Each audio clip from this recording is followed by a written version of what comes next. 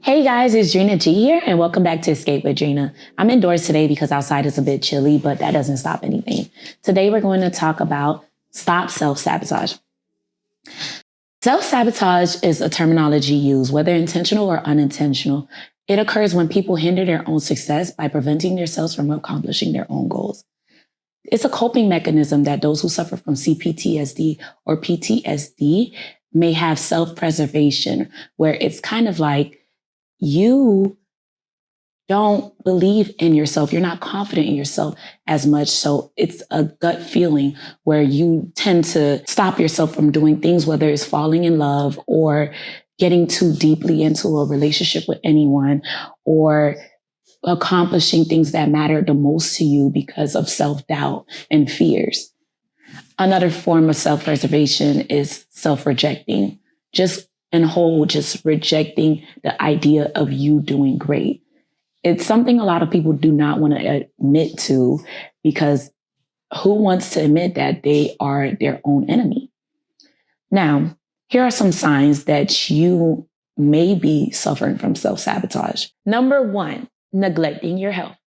Those who suffer from self-sabotage tend to not prioritize their health. That means stress eating or overeating because you're depressed or eating with your eyes rather than actually taking in what may be important towards the body or may actually have a negative impact towards the body. People who also self-sabotage do not see the point of going to the gym or even yoga classes, things that actually can prioritize and uplift your health. They find it as in it's a struggle to do. Number two, people who self-sabotage can tend to stay in places that do not serve them purpose or make them happy. Like, for example, if it's a job that you wanted to quit for weeks and weeks, it doesn't make you happy, you're mistreated, you're not getting the hours you need, or the pay is not enough for the hours that you're working for, but you tend to still force yourself to keep going every single day. That's a form of self-sabotage. You're sabotaging your happiness just for the sake of being unhappy. And you're trying so hard to convince yourself it's for the bills, or you're going to get to it. You're going to get a new job when you get the chance to. But in reality, you're just hindering yourself more and more for what can benefit you in the future. People who stay in places that don't serve them purpose tend to remain comfortable with being uncomfortable. Number three, you surround yourself around toxic people.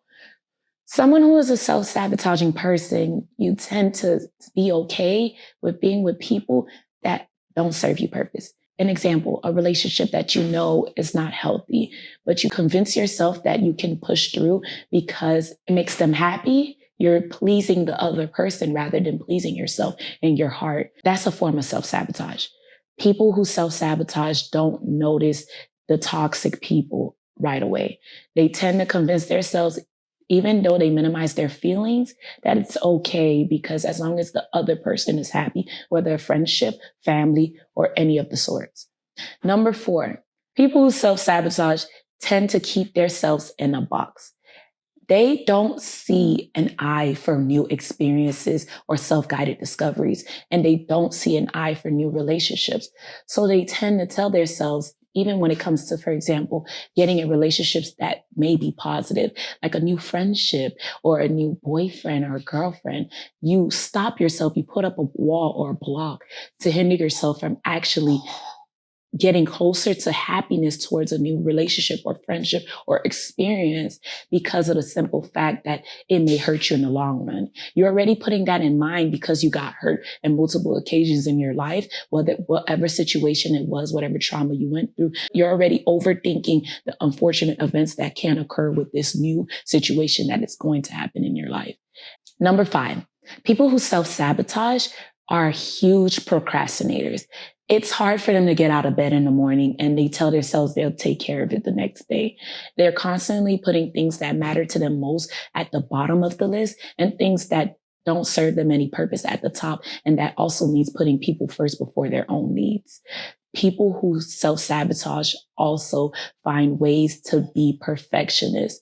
They consider themselves a huge overthinker and they overanalyze every single thing. So every single time they're doing something, they tend to give themselves self-doubt and tell themselves that it's not good enough. Whether it's an art project, whether it's a painting, whether it's even communicating, they feel like their feelings, their heart, whatever they're feeling inside, it's just not good enough to even be outside. So they keep it within, and it tends to hurt them in the long run. Number 6, people who self-sabotage are people pleasers. With that being said, you tend, which I already mentioned, you tend to put other people's needs before yourself. That means your feelings are minimized. You only see reasons to make others happy, and you convince yourself that if others are happy and fulfilled, that you are fulfilled too. When you hear the word sabotage, I don't want you to think of like a revenge to yourself. Sabotage is that wall that you put up. It's almost a protection towards yourself because you fear that pain that you felt before. You're scared to go back to what that was. And that's why you did these things. It's not like you're against yourself in reality, but you're just protecting yourself because you don't want to be hurt. It's completely normal, but it is an unhealthy behavior characteristic. As a self-sabotager, number 7, you tend to set unrealistic expectations. I know we all have done it, and it's just the idea of kind of telling yourself things that you can attain that's almost in a fairy tale type of living. It's not impossible. What it is the time frame that you want it to be done. People wake up and they say, I want to be a millionaire without no plans or no truths behind it, instead of putting the actual steps or whatever work you need to put in order to become a millionaire. They don't do that. Instead, they feel like it's like almost a miracle that would happen, and that if they keep believing, it would happen. People who self-sabotage, they tend to also set unrealistic expectations when it comes to goals. They overwhelm themselves with the amount of things that they have on their plates of what to do and what not to do of the day in order to get towards their goals. Instead of doing it little by little, they don't believe in 1% at a time. Instead, they believe in 100% at a time, because if they don't put 100% in their all, they're going to feel like they did not do a thing. People who self-sabotage won't even uplift themselves for how far they came. Instead, they will keep doubting themselves of where they're not at. Now, I know after listening to all those signs, you may be sitting back like, wow, that might be me. Don't worry. I'm going to give you a challenge that I want you to try. But before I get into the challenge, I want you to understand that in order to undergo and undo this thinking and behavior pattern, I want you to be realistic with yourself. It's going to be hard. But you have to start by setting positive affirmations and positive reframes. Now, while you wonder what is positive reframes, we all know what affirmations is. It's just positive thinking, positive words, phrases that can push you towards the next day, things that make you want to seek things in a positive way. Positive reframes is also similar, except positive reframes is seeing things in a positive way despite of how bad the challenge may be. An example. A positive reframe for me today. Today, I lost my SD card. I was a little bit sad about it because I knew I packed everything together, and I told myself that I hope I do not lose my SD card. I just did a shoot the other day for me and my friend on the ice skating rink. Unfortunately, I did lose my SD card, but instead of worrying about, hey, I have to make a drive now to go to a local store to buy an SD card, I started to set positive reframes in my mind where I told myself, okay, you know what? I did lose the SD card, but luckily I'm grateful that I'm able to afford to buy another SD card at this moment. I have a car to drive to go to Best Buy or whatever convenience store I can find to get this SD card. Not only that, I already recorded all the footage I needed on that SD card. I didn't lose anything. So in reality, it's not really a loss. I already backed up those footage and I put it where I needed to put it on a different type of storage. And I'm happy with that. So I successfully purchased another SD card. And with that positive reframe, I was able to look back at this challenge that was set in front of me and see a positive outlook from it, regardless of how hard the universe was trying to make it hit me. So my challenge to you, and you do not have to go full throttle. Remember, these little challenges, these things that I'm setting in place is to only help you. If you make a mistake to fall back, do not feel any type of way. You have to realize how hard it is to unlearn every unhealthy habit that you may have and actually tell yourself, I have to change and I'm going to do the work I need to do to undergo this process of change. So my challenge to you today is, as you sit here today, start actually taking a pause out the day to foster your emotions. Open a door for self-reflection. As soon as you make plans for the day, whatever the plans are, try to tell yourself or put in your mind, are these plans really for me? Or am I trying to do these plans in order to please another person?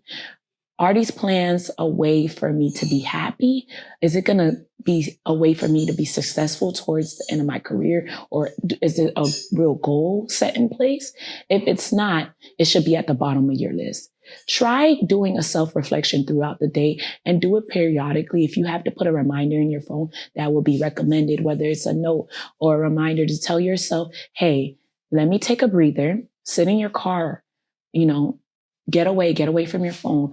Less than 5 minutes of a breather to actually self-reflect of your day and how it's going, and make sure you put your emotions first, because no one else is going to put them first for you except you. Setting positive affirmations is also a way to conquer self-sabotage. It's closely related to setting positive reframes. Instead, obviously, like I explained before, positive reframes is a way to challenge an outlook of things, to see things in a positive way, versus positive affirmations is, even though they work hand in hand, positive affirmations is the thing that motivates you to keep going. Positive affirmations is things that you may say towards the morning or write down as a note in your notebook or notes on your mirror to remind yourself that you are worthy of living. Things like, I am enough. I am grateful for the body that I'm in. I am worthy of love. I am worthy of healing.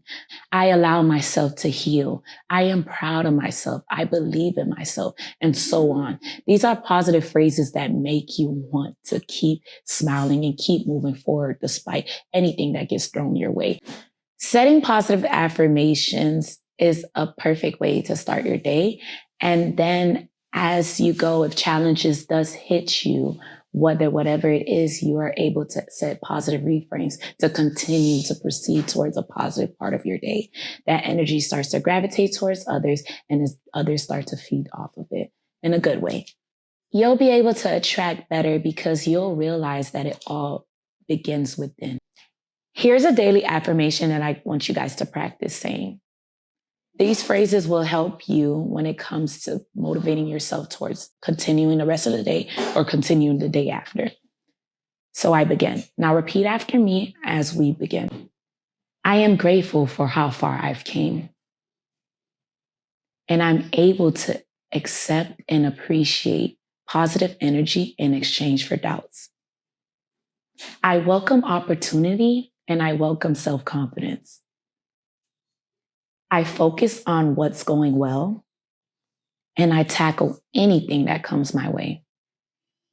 Inhale the positivity and exhale the fears and self-doubts. I am thankful for another day. Thank you guys for watching Escape with Drina. If you have any feedbacks or anything you want to say, please do so to leave a comment. And please share my video with others so you could get the word out.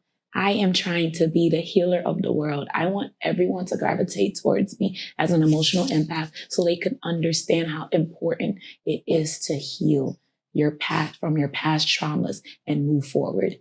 Remember to try these challenges. Start your day with what's going well. That's a great question that I love to ask myself when things are going wrong. Let's talk about what's going well. Try to do the things that I did tell you guys about, where it came to the positive reframing and the daily affirmation, and let me know how that worked for you. Remember, every day won't be perfect. You won't be doing this immediately perfectly every single day. 1% at a time is all you need in order for you to get closer and closer to your healing stage. Thank you so much for watching, and rise and heal.